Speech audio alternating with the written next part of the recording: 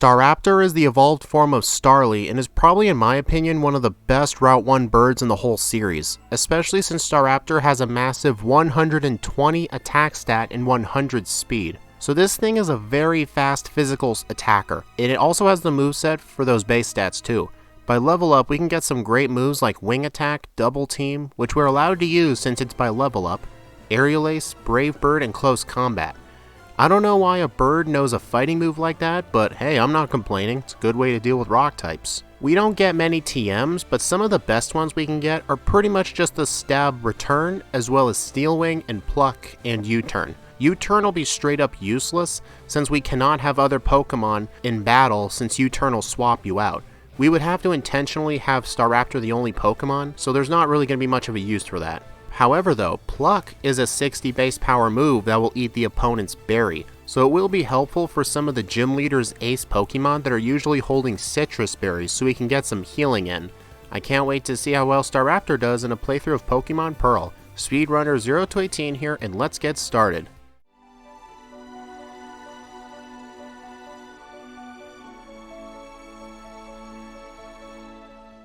The time starts upon loading the save file after editing my starter to be the perfect starter. We start with the moves Tackle, Growl, Quick Attack, and Wing Attack. We also have the Adamant nature, which is plus attack and minus special attack. Since we pretty much only have 2 special attacks, this is the best nature to go for. We also have the ability Intimidate, which upon switching in lowers the opponent's attack by 1 stage. So while this ability is great and competitive, it won't be as useful in a solo run since it activates pretty much only once per battle. Also, before I forget, in RetroArch, the emulator I use, I finally got the Melon DS core to work, so I can have all my DS games run on proper 3x speed, instead of before it was anywhere from 1.2 to 2x speed, even though in the emulator I had it set to 3. So these Pokemon runs will now be a lot faster for me and you.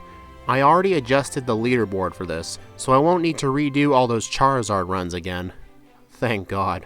After I tell my mom I'm going on a journey, I get 5 Pokeballs from Lucas, defeat all the trainers on Route 202, and I capture a Bidoof and Starly for HM usage later. Then in Jubilife City, I deliver the parcel to my rival, and I defeat the 2 school kids in here because once I do that, the boy will give me the TM for Hidden Power. It is awesome to get Hidden Power this early, because in Platinum you can only get it in the game corner, which you actually have to work for since it'll cost you 120,000 Pokédollars worth of coins. And since we don't get a good move to deal with Rourke at all, I went with Hidden Power Grass. I think due to this reason alone, Staraptor would struggle a lot more in Platinum. But let's not think about that right now, as we have to take on Rival 1. In Diamond and Pearl, you do not battle your rival in front of Twin Leaf Town, so this battle here is your first battle with him, while in Platinum it's Rival 2. Anyway, he starts with a Starly, but with a 60 base power wing attack, along with the same type attack bonus, nothing can survive the wrath of Staraptor, especially anything in this fight. After that decisive battle, I get the HM for Rock Smash in the Orberg Gate, enter the Orberg Mine, tell Rourke to get back to the gym, and then once I take on his gym trainers, I take on Rourke himself.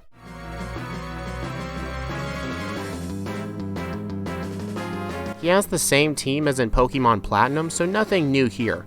However, with Hidden Power Grass, I do not have to worry about his Geodude or Onix using Rock Throw to deal around 1/3 of my health, and then on the Cranidos, it is only 2 times weak due to it being a pure Rock type. However, it does not know any rock moves, but it does have a good attack stat, so I still need to be aware of it, but luckily I still win on the first try. With the Coal Badge under our belts, we head back to Jubilife City, chase off Team Galactic, and then enter Floroma Town. While here, I get the Cherry Berry in case I need it, and then I go in this house right here to get the TM for Pluck, which will definitely be helpful on the second gym or so, after I teach that move over Quick Attack. Then, while I'm battling the Team Galactic grunts in front of the Honey guy, I spammed a bit too much and accidentally taught Endeavor over Wing Attack. At least I have Pluck for flying damage, but that was still quite a painful mistake. But let's not dwell on this, as it's time to take out the Team Galactic commander, Mars.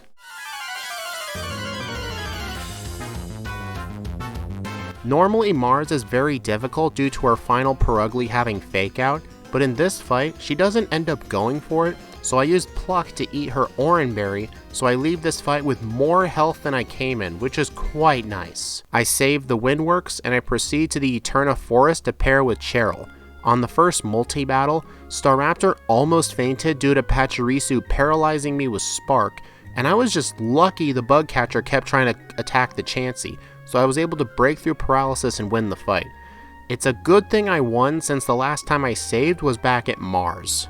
I then leave the forest and enter Eterna City, where I get the Underground Explorer Kit, which is banned in my runs, but you need it to progress, get the HM for Cut, and then I enter the Grass-type gym to take on the gym leader, Gardenia.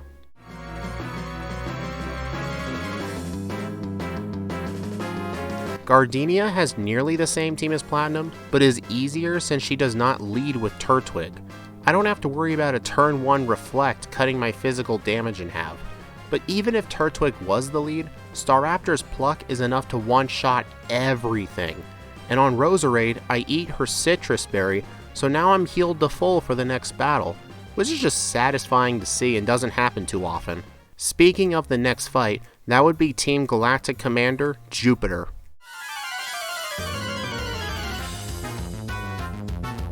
On Jupiter, her ace, Skunk Tank, can be problematic due to its bulk, and the stab Night Slash, but Staraptor is just way too powerful. But I shouldn't get too confident since every Pokemon I've done has had a brick wall at some point. I get my free bicycle as a reward for saving the Bike Guy shop's Pokemon, and then I go all the way through Cycling Road, heal at the center since I kept encountering trainers on my way through, get the rare candy, go through Mount Coronet and enter Route 208. I go through the grass to find a B-Barrel for Surf, Strength, Waterfall, and Rock Climb. However, the odds aren't the best and it takes me a while to find one, so I capture it with a Pokeball. In Heartdome City, I use the center, do the contest stuff, so before I get out of town, I take on Rival 2. Something that is quite weird with the Rival in this game is he pretty much refuses to evolve his Pokemon. His Starly should have evolved by now, but I don't know why.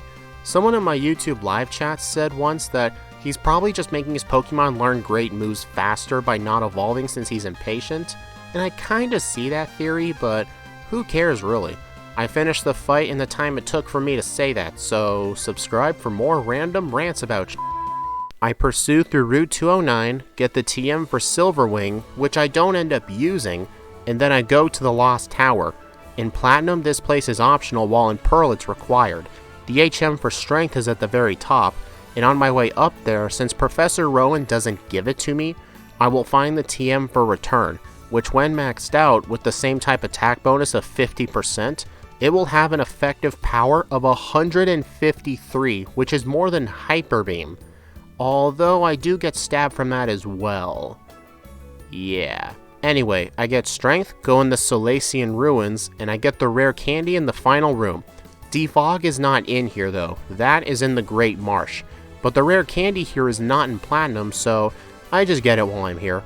I then escape rope out and bike my way through routes 210 and 215 and get to the Ace Trainers Maya and Dennis.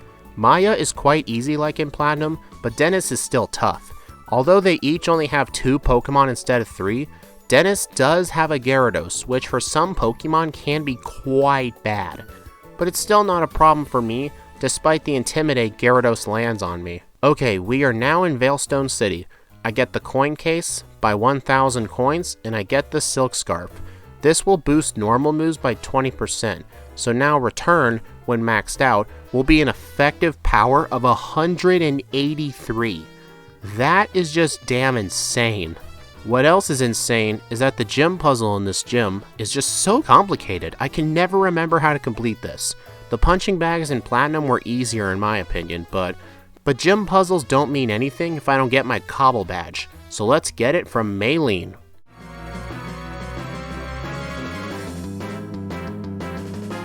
She leads off with Metatite, and since I have Aerial Ace, I can use it on Metatite and Machoke.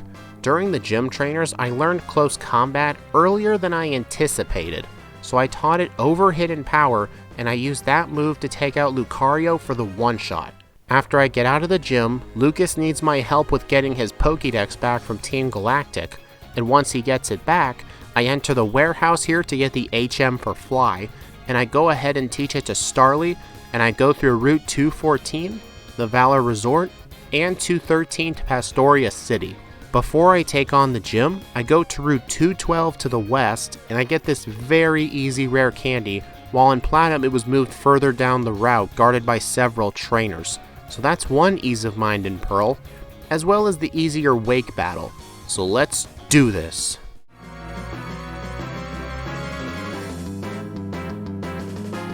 Wake has the same levels as Maylene, since you can technically fight Wake before Maylene since there is no roadblock stopping you. That doesn't mean he's a sweep though. Gyarados still has Ice Fang, as does Floatzel. However, since I have Double Team learned by Level Up, I used a few of those to set up my evasion, and once I'm at +3, I use Aerial Ace to try and get the 2-hit. But the second one gets a very bad roll and Wake uses a super potion, but I still knock it out in the end. The Floatzel is next and I use Return. The final Pokemon is Quagsire. It has much higher defense and special defense, but since my attack is super high for a Pokemon at this level, Return can easily be used for the 2-hit.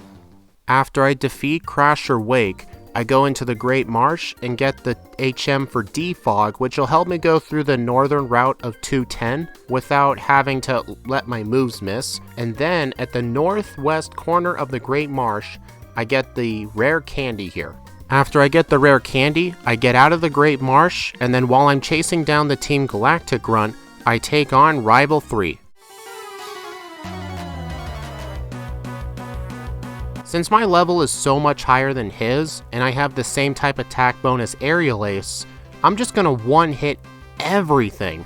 So there's like nothing to talk about for this fight, except for me to mention that there's nothing to talk about. After I defeat the rival, I'm done chasing the Team Galactic grunt, and then I talk to Cynthia right in front of Lake Valor to get the secret potion, which I can use on the Psyduck on Route 210 to get them to move out of the way, and then I can finally go through the foggy route, and then I can make it to Celestic Town. When I arrive in Celestic Town, I chase off the Team Galactic grunt that's there, and then I take a look at the ancient cave painting, and then Cynthia's grandmother gives me the HM for Surf.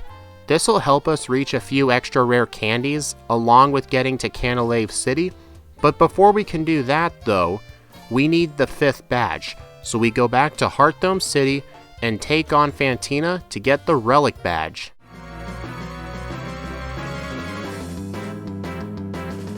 Her team is quite different than in Platinum due to the level difference plus when you fight her. Her first Pokemon is a Drifblim and it tries to set up Minimize, but I just use that opportunity to set up my own double teams. And then once my double teams are set up, her whole team is just spam Aerial Ace. So that's an easy badge right there. Once I get out of the gym, Cynthia tells me I should go to Canalave City, but before I do that, I go to Route 214 to get the rare candy behind the water, and then on my way to Canalave on Route 218, I get a second rare candy. So once both of those candies are obtained, I go straight to the bridge and take on Rival 5. He still has a Staravia instead of a Staraptor like in Platinum, but it doesn't really matter, 2 Aerial Aces are enough to knock it out. And then the Heracross is 4 times weak to Aerial Ace, so that takes it down. And then the following Weasel is just bad. I then scrap learning Agility, and then I just take out the rest of his team quite easily. After the rival battle, I heal at the center and go enter the gym, where at the very top, I take on the leader of the Steel types, Byron.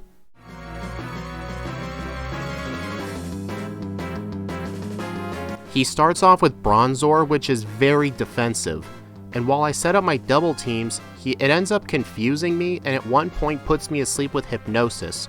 But once I wake up, I can take it out quite easily. And then the Bastiodon is 4 times weak to fighting, so I take it out with a close combat.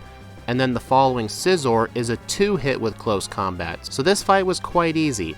But if I didn't have access to close combat like most Route 1 birds, this would be a lot harder of a fight. I then witness an explosion inside the library from Lake Valor, so I have to go fly over there right away and see that the lake is completely dried up. And then I realized inside the cave, the Galactic Commander Saturn was behind this, so I gotta take him down.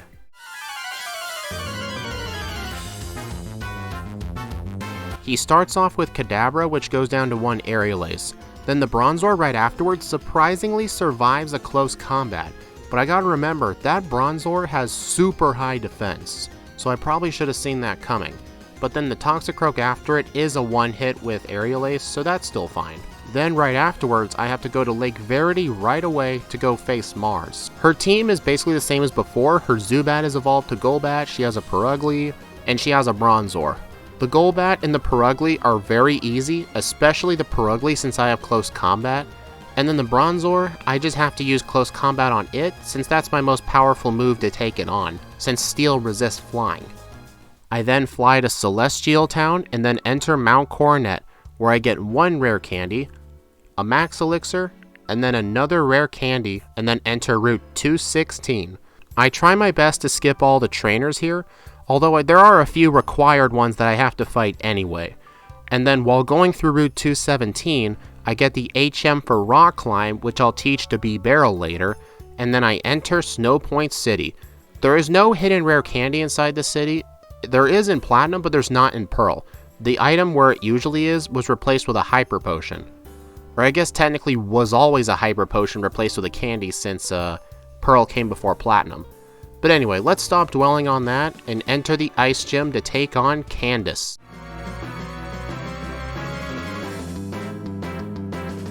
Candace is one of the first gym leaders who will use a Pokemon that's not of his or her type. And in her case, it is Medicham. Although Medicham does have Ice Punch. But here's the thing, like if I was weak to fighting, then that could be a problem, but that ends up not mattering as I'm actually weak to Ice and I get taken out with Ice Punch from Abomasnow.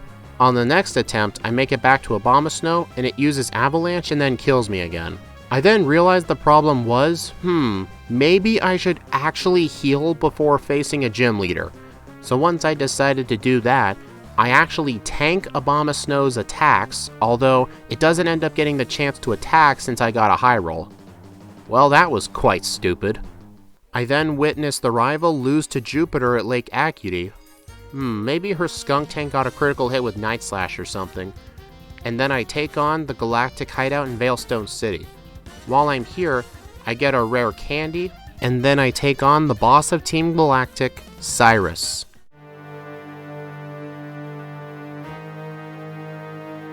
His whole team is just quite bad in this fight. His whole team is just a knockout with either close combat or Brave Bird, which I ended up teaching over Aerial Ace. While yes, it does do recoil damage, the amount of extra damage it does is going to be worth it. Then right afterwards I have to take on Saturn in order to free the Lake Trio. But his team is literally the exact same as before, and this wasn't even a struggle at all. Then once I free the Lake Trio, I then have to go into Mount Coronet to stop Cyrus and Team Galactic's plans. But before I do that, I heal at the Orberg City Center, and then I go to the Pokemon Mart to buy some more Super Repels, and then while I'm in Mount Coronet, I get a rare candy hidden in the snow inside this rock right here, and then once I make it to the top, I take out the 2 Team Galactic grunts guarding the entrance to Spear Pillar, and then once I get to Cyrus, he summons Palkia, which summons this weird looking effect in the sky. Like, it's just kind of trippy in my opinion. And then once he summons Palkia, I have to take on Mars and Jupiter in order to get to Cyrus. And then my rival shows up to help me, so we both take them on together.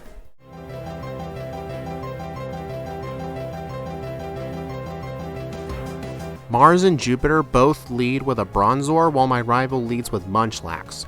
Sometimes I wish I can just knock out the Munchlax and have him send out something else instead, but I guess Munchlax is quite good at redirecting attacks away from me. But I end up changing my mind and I decide to knock out the Munchlax. And then he sends out his own Staraptor, so now it's Staraptor versus Staraptor. This is quite a sight to see, isn't it? But then I end up hitting myself in confusion as the Purugly is sent out, so I get my first reset here. On the second try, I knock out the Munchlax while the Bronzor are out, so he sends out Infernape. And Infernape has a great move like Flame Wheel, and it also has close combat, so this is going to be quite a nice Pokemon to take everything out. But I better keep an eye on my own Staraptor, since I do not want to die again. And then on the second try, I'm able to defeat the two. And then as Palkia tries to create its own galaxy, the Lake Trio shows up to stop it, and then I have to take on Cyrus right away without saving.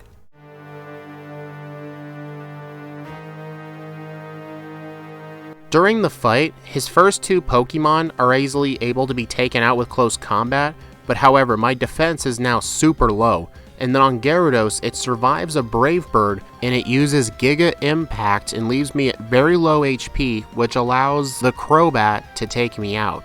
And unfortunately, since you have to fight Cyrus right away after Mars and Jupiter, I had to fight Mars and Jupiter all over again. But then on the next attempt where I actually made it to Cyrus, I decide to set up double team on the Honchkrow, but then it gets off quite a few drill pecks on me, so I decide to just start the sweep right away.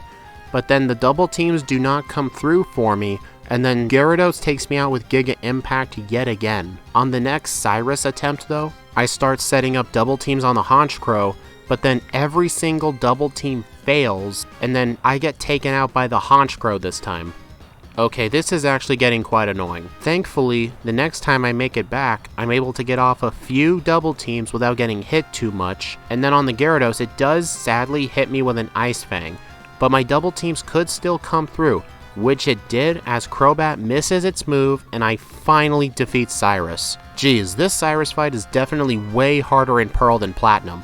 Mostly because if you lose, you have to fight Mars and Jupiter all over again, so that will suck quite a lot. With the world saved from Palkia and Cyrus, I fly to Pastoria City, and then I go all the way to Sunny Shore City, where I go into the lighthouse, tell Volkner to get back to his position, and then I go towards his gym, and I get my final badge of the run.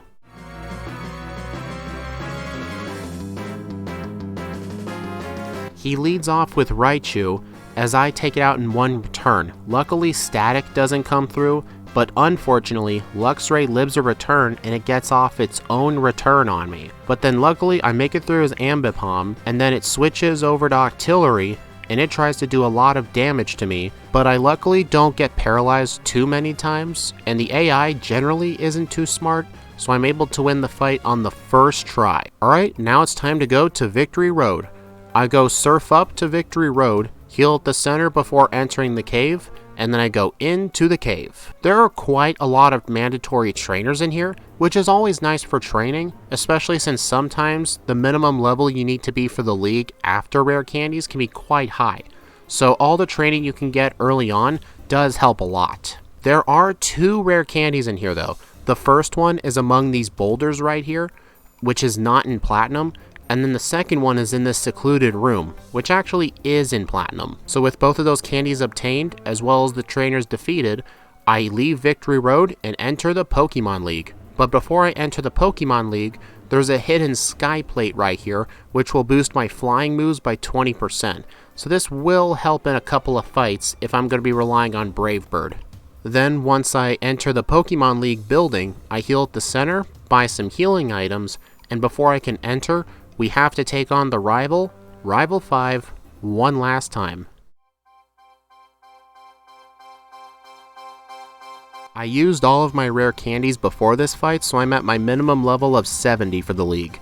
His first Staraptor goes out with one return, as does the Floatzel. The next Pokemon is Heracross, and I decided to use Brave Bird on that, as well as the Infernape to deal super effective damage. The Snorlax, I luckily have close combat, otherwise I would have had to use Brave Bird, which I did use on Roserade, so I basically win the fight damageless if you don't count the recoil. Now, with the rival defeated, let's face the final 5 trainers.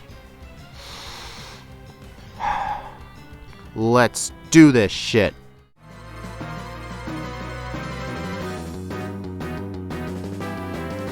On Aaron, he leads off with Dustox and I take it out with Return, and then the Drapion actually survives a Return, but it's still a 2-hit, so it doesn't really matter. I have the Sky Plate equipped for this fight, so Brave Bird is doing 20% more damage, but to be honest, I think Brave Bird would still kill even without the Sky Plate, so that may have been a bit overkill, but I really don't care. On Bertha, I equip the Silk Scarf to boost my normal moves, And then on the Quagsire, since it has literally nothing to hit Staraptor with, I set up some double teams, and then after a little bit, she switches into Pseudo Woodo, but by the time it switches in, I'm basically all set up with double team, so the whole thing now is just spamming either return or close combat for the rock types such as Golem. And then I end up first trying Bertha. Next up is the Elite Four member Flint. His first of 2 fire types Rapidash uses Flare Blitz to deal around 1/4 of my HP as I take it out with 2 returns. On the Infernape, I take it out with 1 return, and then next up is the Steelix. I use close combat on it, but it somehow constantly survives. I don't know how, but once I finally take it out, I can knock out his Lopunny with close combat, and then his Drifblim with Brave Bird. But after the recoil and Drifblim's aftermath, I live in the red health, so Flint almost took me out because of recoil and aftermath. Next up is the Psychic member Lucian. On Mr. Mime, I try and set up double team, but Mr. Mime has Thunderbolt, so I decided I probably shouldn't set up there. And then on the Medicham, it hits me with an attack, and I end up getting knocked out. On the next attempt, I only set up a couple of double teams this time, and then I Brave Bird the Medicham, and then I return the Alakazam, return the Girafarig, and then I use close combat on Bronzong to deal less than half, but unfortunately it takes me out yet again. Man, it's kinda hard to believe that so far the hardest Elite Four member is the Psychic one, but I guess that's mostly because I don't have a good way to deal with Steel Psychic types. But on the next time I make it back, Bronzong just sets up Calm Mind and decides to use Gyro Ball. Like, what were you even thinking? Like, Gyro Ball's a physical move. Alright, we've got one more person in between us and victory, so let's take on the champion of Sinnoh, Cynthia.